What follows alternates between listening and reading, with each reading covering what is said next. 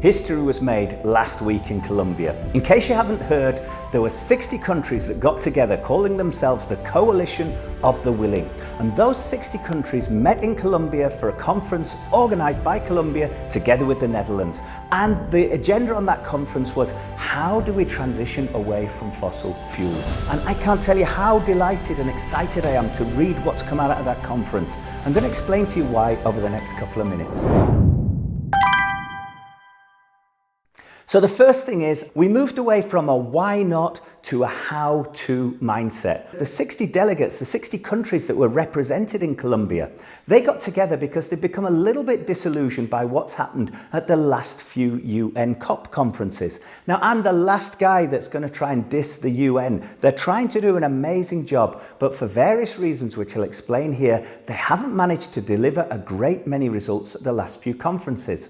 And one of the reasons for that is because there's been a why not attitude with many of the delegates at the COP conferences. Why can't we transition away from carbon fuels? By rephrasing that, by changing the narrative to a how-to conference, then all of a sudden you start coming up with innovative solutions. And that's a really important point. The next thing that really needs mentioning is they just said sometimes we'll have to agree to disagree.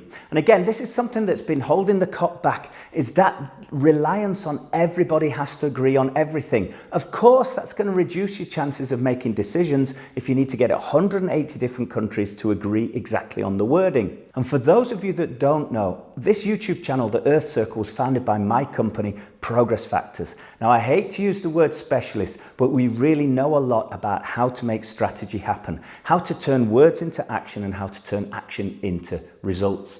And what we always say is 80% consensus plus 20% compromise is 100% progress. So well done to the people in Colombia that just basically said, let's find out what we all agree on and let's start working on that. We'll work out the rest of the details later on. Of course, the other one is a no-brainer for anyone who works in business, right? They actually said we need to have roadmaps with clear responsibilities and timings. Well, isn't that like what every company has to do? Turns out at COP, that's not always been the case. It's been very aspirational goals about by 2050 we will have done, without saying what we're going to do in 2026, 27, 28. That was different in Colombia. It was about real roadmaps with real goals and real timing. Now, an old friend came back to the Colombian conference. Do you remember that word fact-based? It seems like the media's forgotten all about facts at the moment, right? And this conference actually was a science-based conference. They talked about reality. Setting ambitious goals is great, and that's exactly what they did in Colombia. But you have to connect your moonshots to the foundation you get started from. You've got to build your launch pad on something solid. And that's exactly what they did. In case you don't know, every UN COP conference used to start with a science-based presentation of what's happened since the last conference and where we're heading towards, how much the world has warmed up and how much we need to worry about the future. Turns out that many of the oil-producing nations actually lobbied to take that off the agenda at COP. Sounds ridiculous, right? Well, it's back in fashion in Colombia. So I think the thing that's closest to my heart coming out of Colombia was the decision to say we need to actually put a spotlight on the producers. Up until now, over the last kind of 20, 30 years, I've certainly lived in a generation where the onus has very much been on the consumer to save the planet. That's not fair, right? And if you think about the largest impact we can have on climate change, the largest positive impact we can have, then we need to go to the source. So we're talking about the oil producers, the people who are taking oil out of the ground.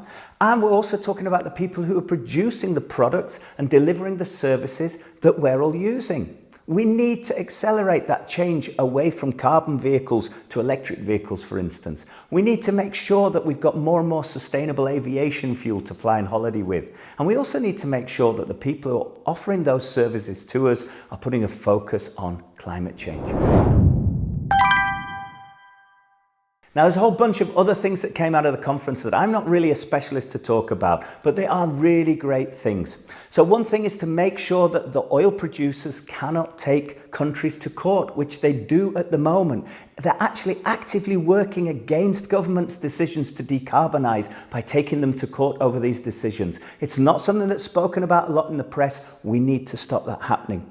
The next thing is we need to give a platform to the indigenous people, because I don't know if you know, but 30% of the world's carbon sinks, the places that suck the carbon out of the atmosphere, are actually areas where indigenous people live. How can we protect those environments so that they can still live there and so that those areas can still suck the carbon out of the air? There was also a lot of discussions about Southern Hemisphere debt. Again, something I'm not a specialist on, but it's pretty clear to me that if we keep the countries that are most affected by climate change, like the island nations, if we keep them in debt, then they won't be able to decarbonize themselves. They need to be doing the right things now to protect their nation in the future. So all of these things together mean that basically just over a few days, 60 nations came together and got some stuff done. If you'd like to get more stuff done wherever you're working, wherever you're living, then please reach out to us at the Earth Circle, or otherwise go on progressfactors.com to find out how we can help you do that.